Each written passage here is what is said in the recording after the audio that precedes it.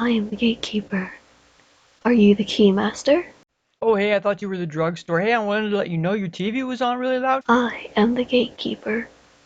Hey, that's terrific. You want to come back to my apartment and get a mineral water or something? I am the gatekeeper. Are you the keymaster? Well, hey, it was really nice talking to you, Dan. I gotta go though, because I think I shrunk the kids. Hello again, and welcome to my toy corner. I am going to take a look at Tully's Terrible Night. Poor Lewis. He did have indeed a terrible night.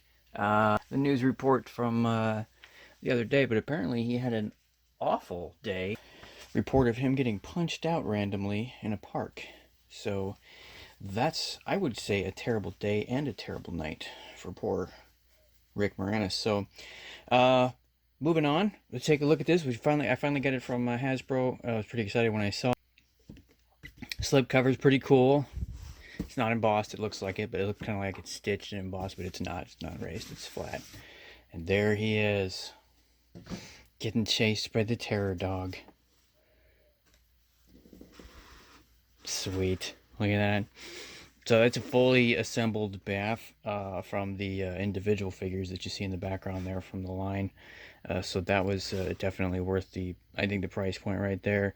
You get the figure and the bath. I think he was $49.99. So if you can see, he's got his little helmet that Egon gave him when they were looking at him. I do have to say though, that's a little. It looks like, yeah, it looks like the eyes are red. I'll get a closer look for you in a minute here, but the eyes are red.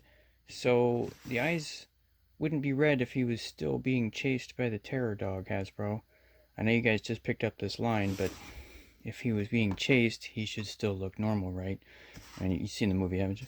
Okay, so let's get him open, take a look.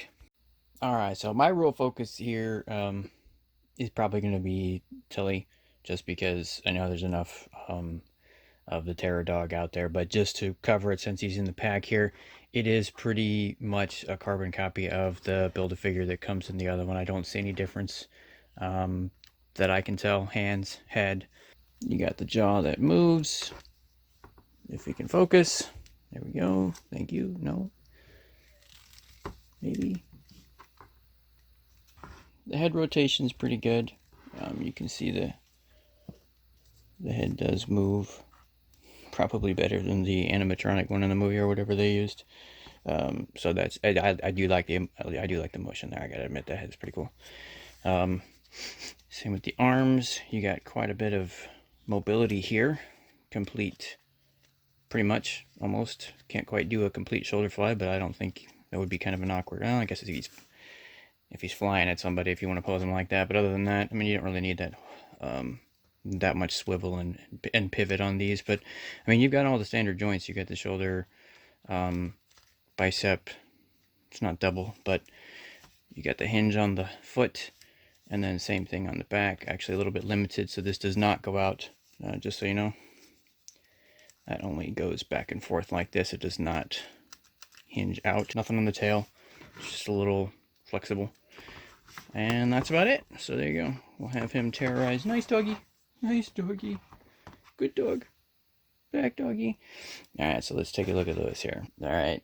So again, as I mentioned in the package, I could see it. He does have red eyes, which is kind of a bummer because, I mean, it's cool. It's cool looking, but he wouldn't have red eyes if he was getting chased by a dog. So I guess you could, I mean, he does kind of look disheveled. So, you know, you could set him up with the scene with the Egon and Winston, or not Winston, I'm sorry, Egon and, well, if they ever do an Annie Potts figure, when they're at the fire station. But other than that, yeah, I mean, he wouldn't have the red eyes if he was being chased. However, they did do a pretty good job making him look goofy. I mean, they've captured his almost cartoonish kind of expression. The hair is a solid mold, no wash in it. Head's pretty expressive. Head moves around pretty good. You got the standard joints here, although he can't do a complete shoulder fly. He does have the shoulder joint that goes a little bit, I don't want to break him, but he goes up quite a bit. Kind of the same joints here. You get the bicep swivel. He does have a hinged wrist. Not too bad, I guess. Swivel on the hip. Obviously the legs. double knee joint. And I do like the pivot and hinge on the foot because I was kind of playing with some poses a second ago before I came back, just kind of looking to see how I could make him awkwardly walk away from the dog or whatever. But just because of the strange hip, and we call it strange because it doesn't look like they're in line, just because of those legs, he does look. It helps him look awkward, I guess, is what I'm trying to say. So. That's about it. You can see where he scales. I'll show you the helmet in a second here. You can see where he scales against one of the characters. I mean, he is kind of a shorter guy, so that would be maybe a little exaggerated, but I'd say it's pretty close. So not bad on that. Here is the helmet. So the helmet that they gave him, if you recall from when they were examining him in the fire station, that scene. I'm a little disappointed. Could have given we could have thrown in an extra accessory. Yeah, you're getting the bath, so that's a bonus. Like I said, the character himself is pretty cool. Definitely a little more, I think, comic-y, cartoony, but it's Rick Moranis. I don't think you can build him without doing that. But the big fail I think is maybe a couple accessories. I'm not digging it. It's a great figure, great set, and great addition to the collection. Glad I got him. Plus, you get the extra Pterodon. So you can't beat that. Now, if you got to build a figure, you got both of them. You got Dana, you got Lewis, you got both Pterodogs. Gozer, you're all set, right? All right, here's pictures coming at you. Thanks for watching.